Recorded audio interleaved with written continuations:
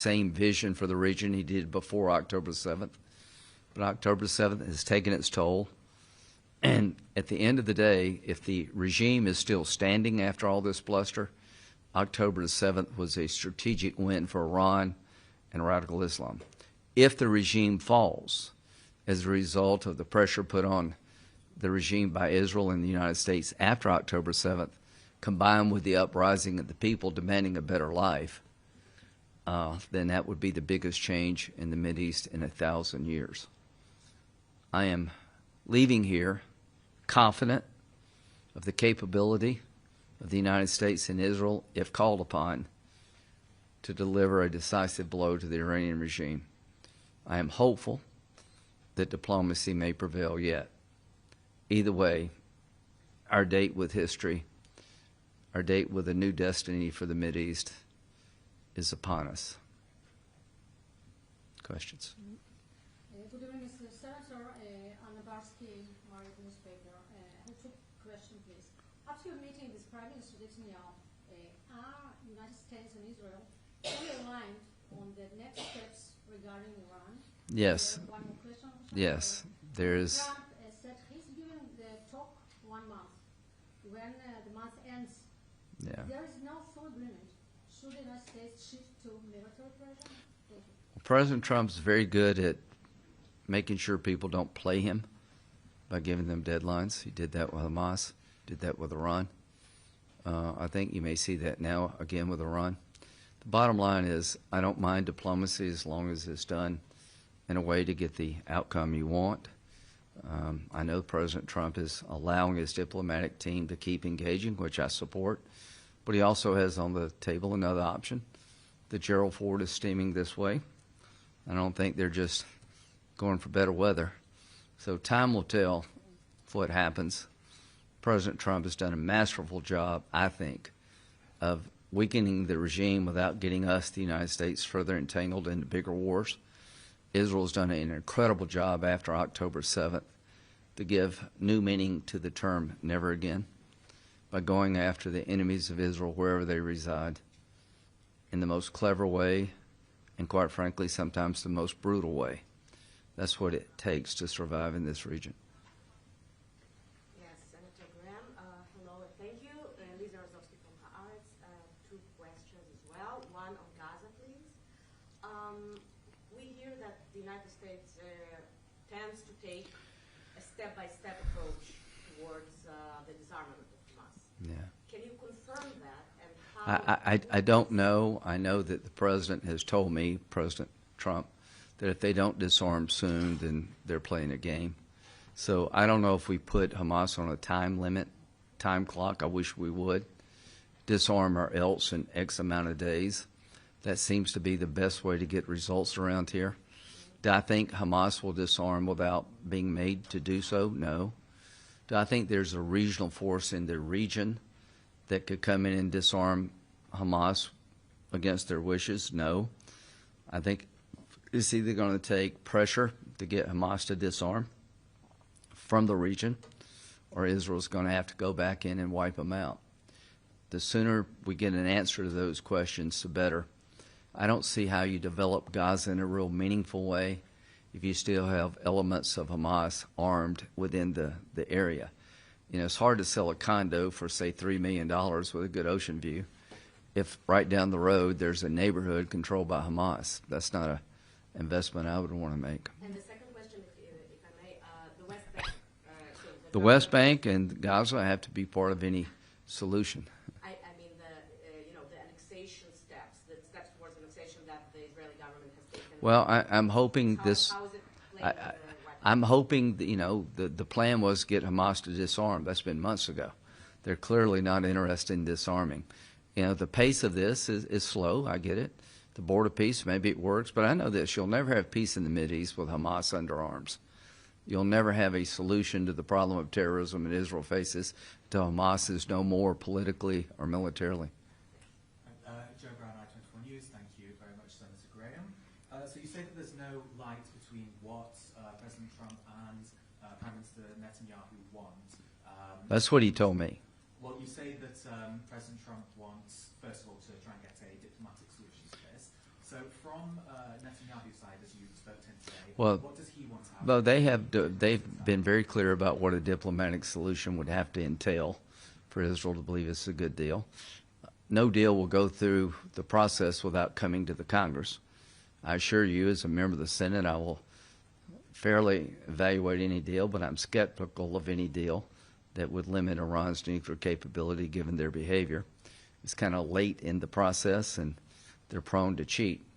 But the Senate will have a say about whether or not it's a good deal or a bad deal, so that's the way the process works. I'm just telling you what Bibi told me. Okay? We'll get everybody. Daniel Estrin from NPR. Nice to see you here. Prime Minister Netanyahu has spoken about tapering off U.S. military aid. Yeah, we talked about that. You've spoken about a quicker timetable. How quickly do you? Well, I think what his plan is to replace the money of 3-point-something billion with an investment in new technology, rather than just writing you a check, help the IDF. He wants to create a partnership outside of the aid number. I like that idea. The wars of the future are being planned here in Israel, because if you're not one step ahead of the enemy, you suffer. The most clever, creative military forces on the planet are here in Israel because they have to be to survive. So what we're looking at is that Israel is advancing down the road of new weaponry far beyond us, and it would be nice to have a process where we could be partners. Hi, Senator Grant. Thank you for being here. Karen Besalal from Channel 12. I'm trying to understand, based on your conversation with Prime Minister Netanyahu and President Trump, are we closer to a deal with Iran, or are we closer? I think they're. What will be negotiated tomorrow? I think. Trump keeps saying it's only its nuclear program. Well, Israel's worried about the ballistic missile program, support for regional terrorism, and the nuclear program. Worried about all three. And the track record of Iran is abysmal when it comes to keeping their word. You got to understand who you're dealing with. The Ayatollah wants to do three things. He wants to purify Islam, which means Saudi Arabia has to bend to his will as a Shiite. He wants to destroy the state of Israel because he thinks y'all are evil, that the Jews should not have a state, that God commands him to kill all the Jews. He wants to come after the United States, my country, because we're infidels. Well, I believe he believes all three.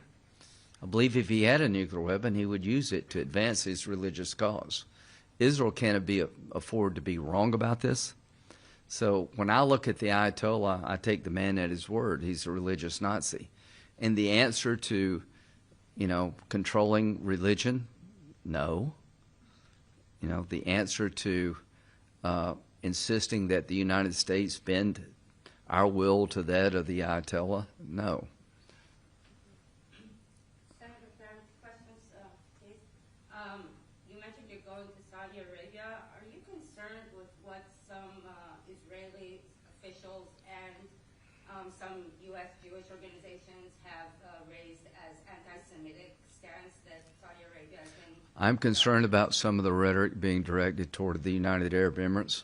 The one takeaway from my visit to Israel is how the Israeli leadership and the military and the civilian side have such high opinions of MBZ as a leader and UAE as a country. Just everybody wanted me to know that these people, and the United Arab Emirates and MBZ have been a trusted and great ally.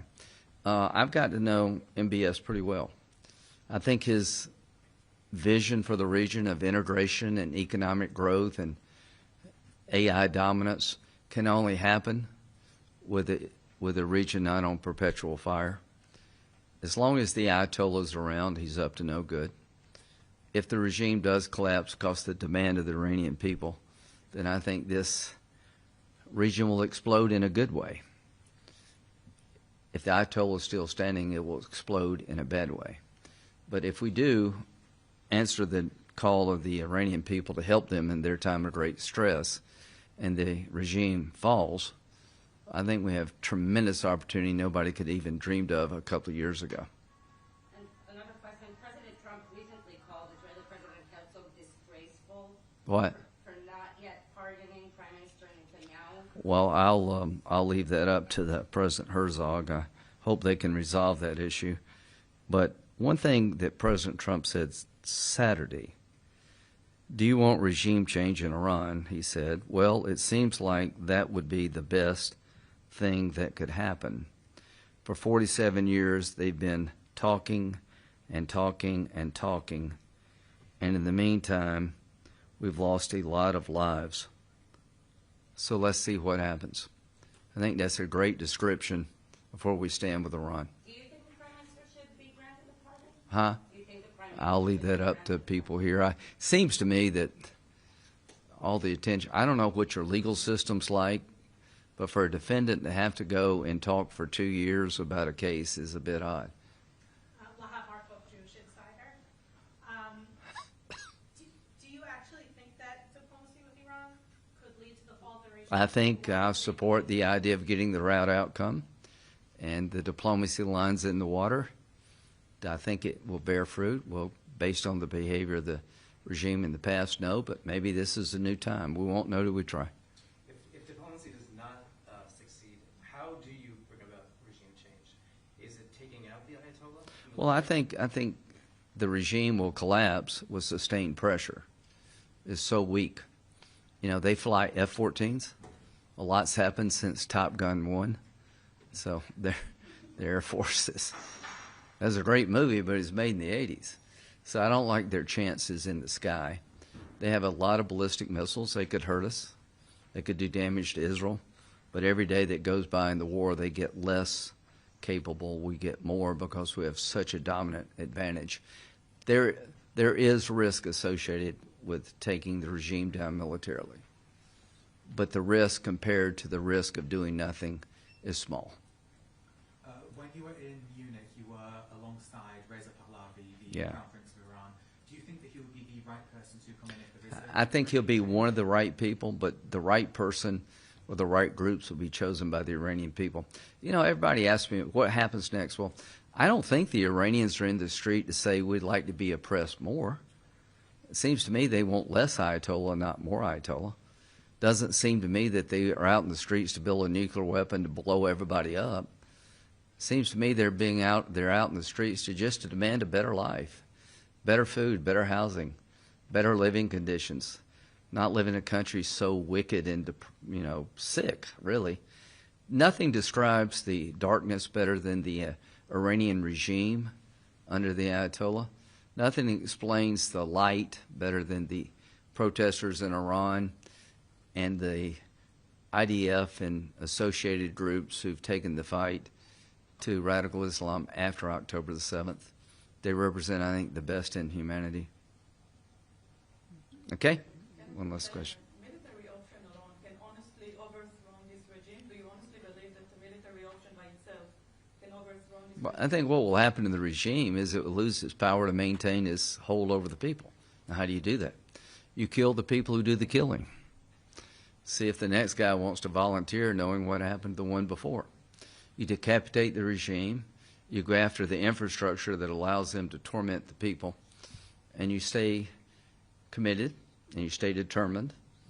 And the people are out in the streets. They're in the homes. I think we have a wonderful opportunity, a magical opportunity to end the terrorism caused by the Ayatollah's regime. Again, two things.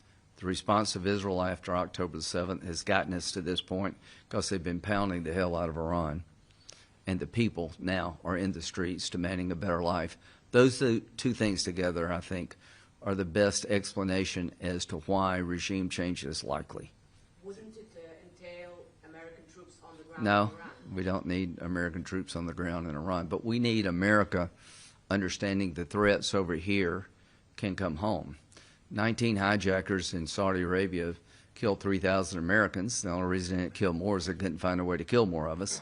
So you got to have some of us over here, but we don't need boots on the ground in Iran. We need to partner with Israel if we do a military operation to make sure we get the highest and best benefit of our capabilities.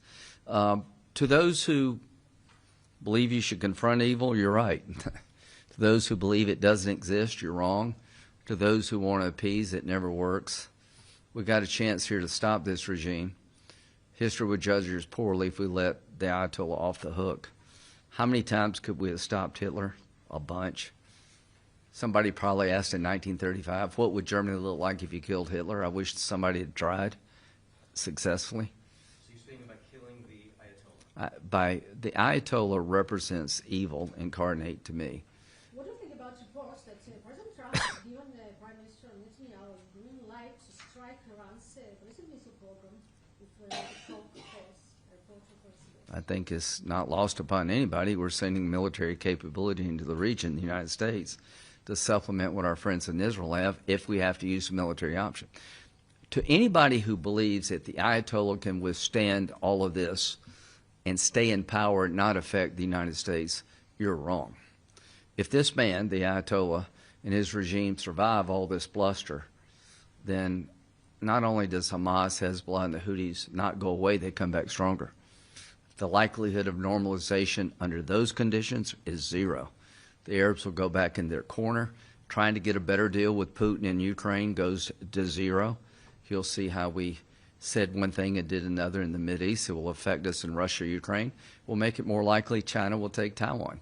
The opposite is true, too. If we follow through, if we have to, and we deliver a decisive blow working with the Iranian people to end this nightmare in Iran, then a new dawn breaks.